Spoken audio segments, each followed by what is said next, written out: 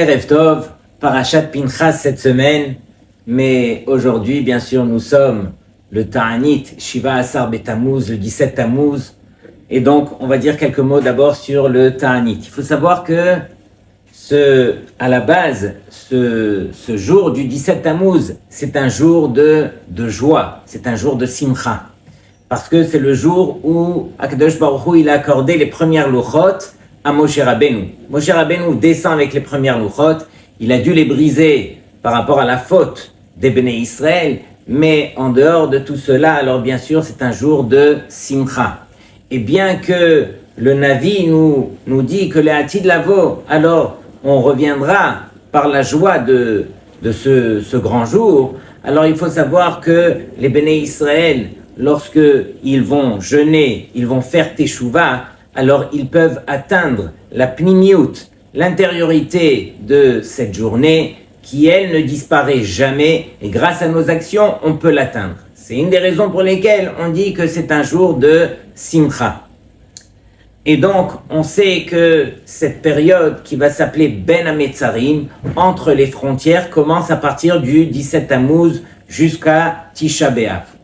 Et les Béné Israël, malheureusement, ont fait deux grandes fautes pendant cette période. Le 17 Tammuz, lorsque Moshe est descendu, alors bien sûr, les Béné Israël avaient fait le Chet HaEgel.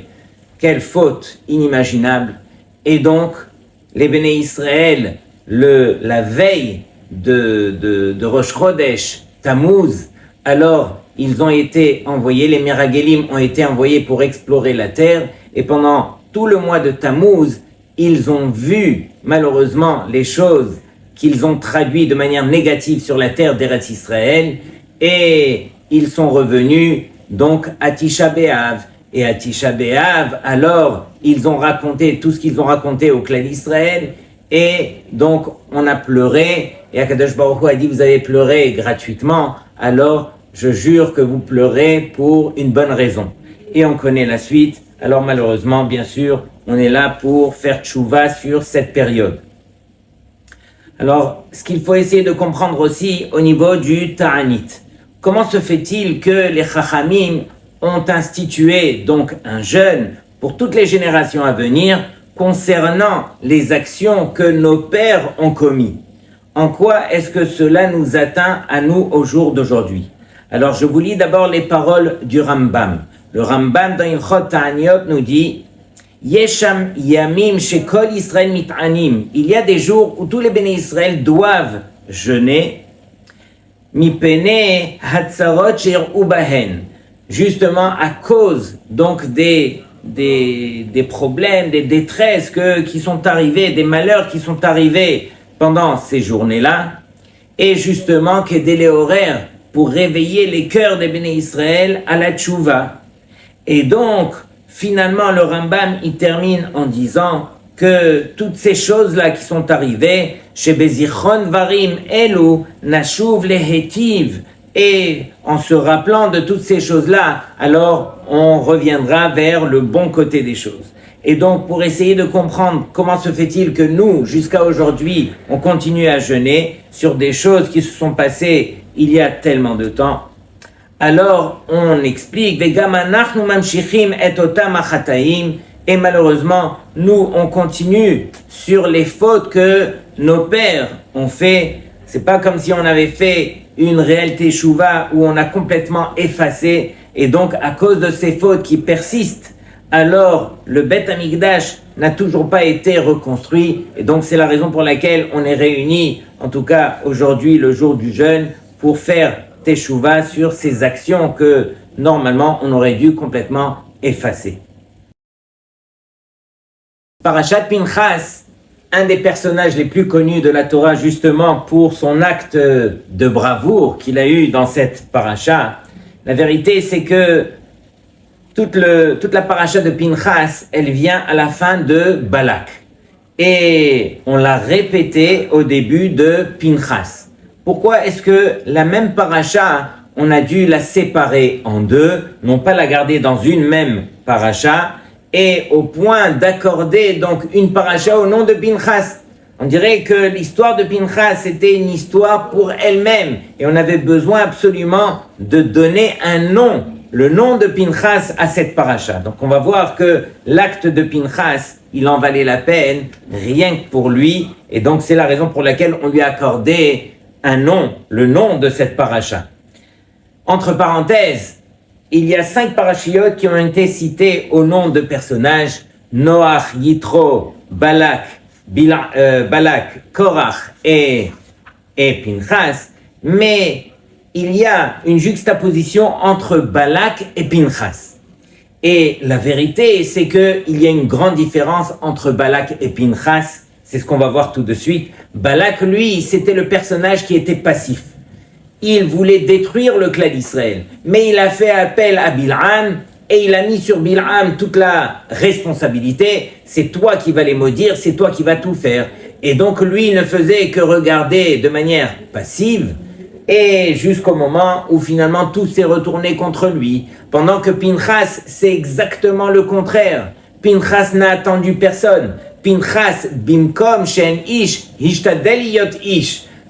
À l'endroit où il n'y a pas d'acteur principal, il n'y a personne pour jouer le rôle, c'est Pinchas qui a été, et même Moshe Rabbeinu, qui avait oublié la halacha, alors Pinchas s'est retourné vers Moshe et Aaron, leur a demandé, et ensuite, tout de suite après, il a été, n'a pas perdu une seconde. Donc on voit que il y a des moments où on se doit d'agir, et il ne faut pas rester passif, au contraire, il faut aller et prendre les choses en main. Donc on a dit, comment se fait-il qu'on ait séparé la paracha en deux? Alors on a vu que cet acte de Pinchas, il a été fait justement par la zrizout, par l'empressement.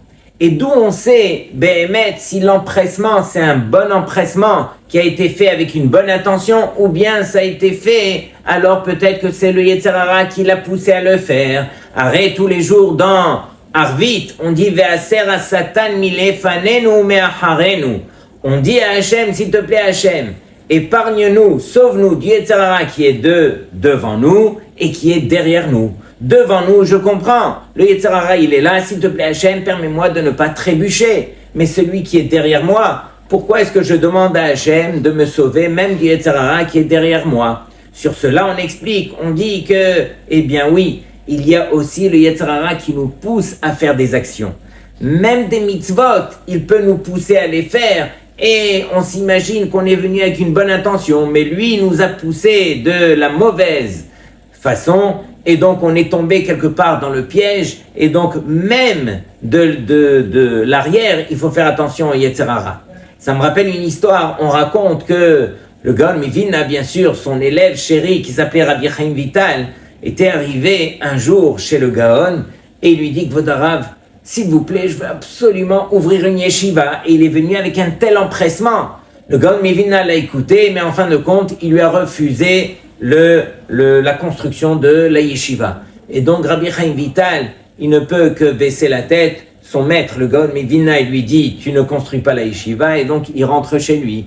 Quelques mois après, il revient et lui dit, Kvod Harav, j'ai quelque chose à vous demander. J'ai bien pesé les choses, j'ai bien réfléchi.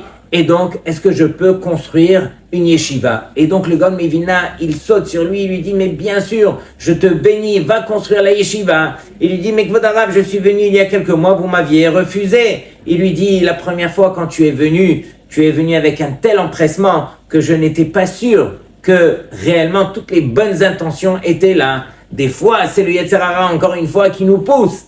Et donc, la deuxième fois, quand tu es venu poser, tu es venu réfléchir. Alors, j'ai senti que toutes les bonnes intentions étaient présentes, justement pour me permettre de t'accorder le fait de construire la yeshiva. Et donc, ici aussi, Pinchas, c'est ce qui s'est passé. Au départ, Pinchas, il arrive. Et finalement, il tue Cosbi Batsour avec Zimri Ben Salou pour venger le nom d'Hachem, la gloire d'Hachem. Mais on ne sait pas si ça a été fait avec toutes les meilleures intentions. Et arrivé à ce moment-là, alors la Torah nous le sépare en deux justement pour témoigner, pour justifier que l'acte de Pinchas a été un acte d'empressement, de zrizout, de la bonne façon. Et donc, on a dû le répéter justement pour justifier cela. Que depuis la première fois, alors tout a été fait. Et on sait que lorsque Pinchas est arrivé et il a vu l'hécatombe, il a vu combien de Béné Israël qui étaient tombés dans cette faute, où malheureusement les Bénotes, Midian et Moab, ils ont fait fauter les Béné Israël d'une manière terrible. On sait que les Béné Israël, ils aimaient bien le tissu, et pas n'importe lequel, le lin. Lorsque ils étaient en Égypte, alors ils aimaient énormément ce genre de choses. Et voici que les Bénotes de Midian, elles ont ouvert des tentes où elles vendaient donc les tissus en lin. Ils faisaient rentrer les Béné Israël. À la porte de la tente était là une vieille femme qui leur disait, écoutez, on vend des tissus à tel et tel prix, mais si vous voulez à l'intérieur, ça sera moins cher. Et lorsqu'ils rentraient à l'intérieur, donc c'était une jeune femme qui les attendait et qui faisait la vente. Et une fois qu'il faisait la vente, alors on a l'habitude d'offrir du vin, et donc elle le faisait boire jusqu'à ce que elle est poussée à faire de la avodah zara et de faire la avera avec elle. Et donc, en fin de compte, il y a 24 000, une épidémie qui a tué plus de 24 000 personnes. Rashi nous ramène qu'à part les 24 000, il y avait 88 000 juges qui avaient tué chacun d'eux parmi les Béné Israël, donc il y avait plus de 200 000 morts. Et voici que Pinchas arrive, et grâce à son acte, il est arrivé, Heshiv et Ramati, il a ramené, il a calmé la colère d'Hachem. Et le mot Hamati, qui veut dire la colère, Chet, Mem, Tav, Yud, c'est que Pinchas, il a vu la mort. À l'intérieur de Hamati, il y a Mem et Tav qui forment le mot Met, la mort. Et donc, il a voulu arrêter cela. Et il y a aussi le Chet et le Yud au début qui forment le mot Chai. Il a voulu faire vivre un petit peu que la mort s'arrête en vengeant le nom d'Hachem. Et donc, Velochiliti et Béné Israël bekinati. Et donc, grâce à toi, Pinchas, je n'ai pas détruit les Béné Israël par ma vengeance. Et donc, il a mérité, la reine est mort, Hineni notenu et beriti shalom. Et donc, j'ai accordé à Pinchas une des récompenses les plus grandes. Il a mérité le shalom, il a mérité justement d'être le Kohen Gadol. C'est vrai que jusque-là, c'était Aharon ou Banav et sa descendance à venir. Pinchas, du fait qu'il était déjà né à ce moment-là, donc il n'avait pas le titre de Kohen. Et grâce à cet acte, alors on lui a accordé le titre de Kohen pour lui et sa descendance, et pas juste Kohen, Kohen Gadol. Et plus que cela, le Yalkut Shimoni nous ramène que finalement on le sait que Pinchas hu Eliyahu, et donc je vous lis les paroles du Midrash. Amar Rabbi Shimon ben Lakish, Pinchas hu Eliyahu, Pinchas c'est Eliyahu Hanavi. Amar lo HaKadosh Baruch Hu, Hashem il lui a dit, Ata natata shalom ben Israël ou beni ba'olam hazeh, tu as permis de donner le shalom entre les Béné Israël et moi dans ce monde-ci. Af le'atid lavo, de même le'atid lavo, atahu she'atid liten shalom beni leben beni. Et donc, dans les mondes futurs aussi, c'est toi-même qui permettra de ramener le shalom dans ce monde-ci. Comme on le sait, le Navi nous dit, et ça c'est le dernier Navi des 12 petits Navis des Tréhassar. Et donc voici ce que le Navi nous dit. Hine anochi sholeach lachem et Elia han-Navi lifne bo yom Hashem. Et donc l'arti lavo, c'est ce que Akadosh Baruch Hu va faire. Il enverra Eliyahu han-Navi qui lui va nous annoncer la Géoula. Et c'est Eliyahu han-Navi sur lequel à chaque partie de la Gemara, lorsqu'on reste dans un safek, on dit alors Teko. À la fin du safek, on dit Teko. Et c'est quoi Teko? Tishbi yetaret kushiot ou be'ayot. C'est Tishbi, c'est Eliyahu han-Navi qui viendra lui aussi pour nous donner un petit peu toutes les réponses. Et donc Rabotai, vous savez que cette semaine c'était nul autre que la Hiloula du Or HaChaim HaKadosh. Et ça serait Begeder Assour, ce serait une grande faute que de ne pas citer ne serait-ce qu'un chidouche du Or HaChaim HaKadosh. Alors écoutez bien ce chidouche parce qu'il il parle pour lui-même et c'est un yesod que le Or HaChaim Kadosh nous livre. Alors, je suis dans Parashat Vaïgash. Dans Parashat Vaïgash, alors, il y a deux psukim. Le premier pasuk, Vayakom Yaakov mi Be'er Shava, Vais'u bnei Israël et Yaakov aviehem, vet tapam vet neshehem ba'agalot asher shalach paro la'asot oto. Alors, à partir de là, on sait que Yaakov Avinu, alors, il a pris toute sa famille et il devait descendre avec eux en Égypte. Et donc, voici que ici, il est écrit dans le pasuk Vav, Vaikru et miknehem. Ils ont pris donc leur troupeau, Vedrechusham et tous leurs biens, Asher acheshu be'eretz Kenaan, qu'ils ont gagné donc en Eretz Kenaan, Vayavo Mitzrayma Yaakov echol zar'o ito. Et donc, regardez bien qu'est-ce qui est marqué. Yaakov, avec toute sa descendance, ils sont venus avec lui en Égypte. Je répète, Vayavo Mitzrayma, ils sont descendus donc en Égypte. Qui ça? Yaakov echol zar'o ito. Yaakov et toute sa descendance, tous ses enfants. Eh bien, regardez l'anomalie, c'est que dans le passage qui suit, Banav ou Bnei Banav ito, ses enfants et ses petits-enfants avec lui, avec Yaakov, Benotav ou Bnot Banav, aussi ses filles et ses petites-filles, Vechol Zar'o et toute sa descendance, Hevi ito Mitzrayma, il a amené avec lui en Égypte. Mais on vient de le dire, dans le pasuk Vav.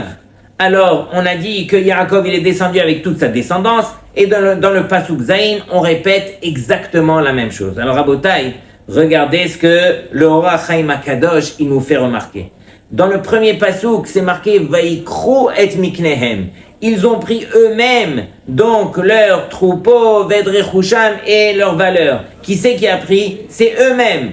De qui est-ce qu'il s'agit? On parle des enfants de Yaakov, c'est-à-dire les 12 tribus. Les 12 tribus, ils étaient prêts à descendre avec leur père Yaakov en Égypte. Et ils savaient très bien que tout ce qui allait se passer en Égypte, qu'ils allaient être esclaves, etc. Mais ils ont accepté. Akadosh Baruch Hu nous a demandé, Yaakov le premier, il y va. Nous, on accepte les paroles d'Hachem, on descend. Mais arrivé aux petits-enfants, alors là, les petits-enfants, ils ont dit non, vous êtes d'accord de descendre, mais nous, on n'est pas d'accord. Depuis quand on va devenir esclave en Égypte, etc. Pourquoi est-ce qu'on va souffrir? Et donc, c'est la raison pour laquelle, dans le Pasuk Zayin, il est écrit Vechol Zar'o Hevi ito Mitzrayma. Et toute sa descendance, c'est lui-même, Hevi, c'est lui-même Yaakov, qui les a pris avec lui, et qui les a fait descendre en Égypte. Sous-entendu que les petits-enfants, ils n'étaient pas d'accord de descendre. Et du fait qu'ils n'étaient pas d'accord de descendre, alors regardez bien, c'est jusqu'à Lévi, le dernier des enfants de Yaakov, alors quand Lévi est Niftar, jusqu'à Lévi, pardon, alors il n'y avait pas eu d'esclavage.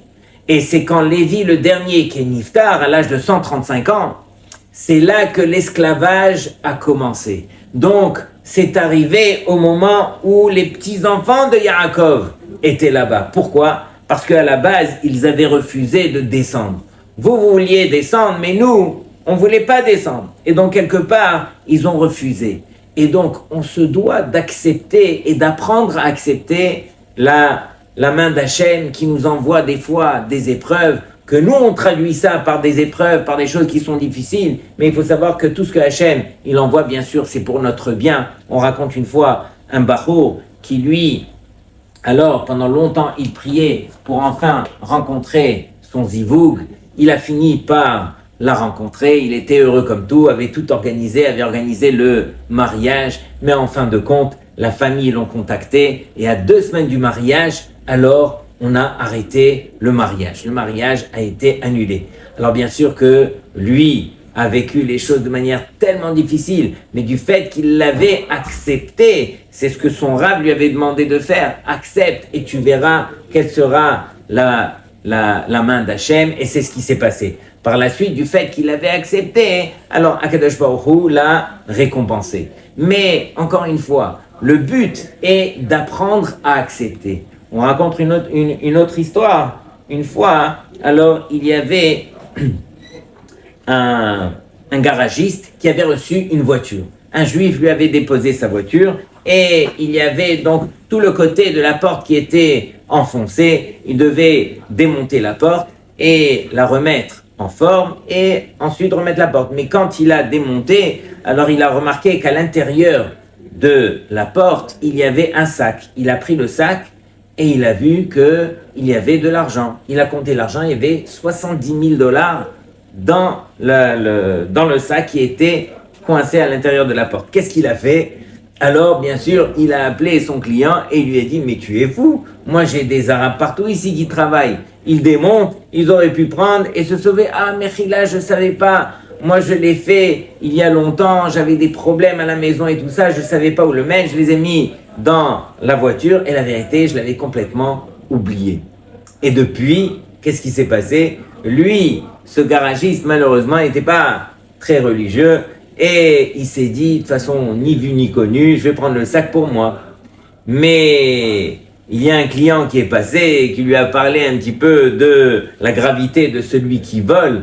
Ça l'a rappelé à l'ordre et il s'est dit non, je vais pas entrer dans ça. Il a appelé donc le client et donc il lui a avoué qu'il y avait un sac. Il lui a rappelé qu'il y avait le sac et le client lui dit mais je ne sais pas quoi faire de ce sac aujourd'hui. Si je l'amène chez moi à la maison, alors peut-être qu'on va le voler ou quoi. Qu'est-ce que je peux faire? Il lui dit regarde, si tu veux, moi j'en ai besoin en ce moment. J'ai besoin pour mon garage et tout. Si tu veux bien me le prêter. Et en fin de compte, il lui a prêté. Il lui dit de toute façon j'en ai pas besoin.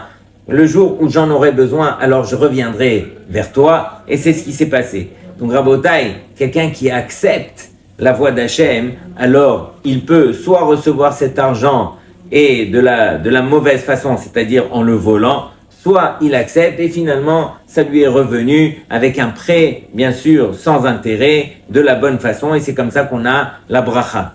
Et donc la paracha, quelque part, elle nous rappelle à l'ordre, lorsque on voit ici que Pinchas ben El-Hazar ben Aharon HaKohen, tout ce que Pinchas a voulu faire, c'était justement ce que la Torah elle nous témoigne. C'était le fils de El-Hazar, le fils de Aharon. Et comme on sait, Aharon était nul autre que celui qui était Rodev Shalom. Tout ce que Pinchas a voulu faire, c'était de la bonne façon. C'était pour ramener le Shalom sur terre. C'était pour protéger le clan d'Israël. Et donc c'est la raison pour laquelle, alors il a eu toutes ces récompenses. Shabbat Shalom.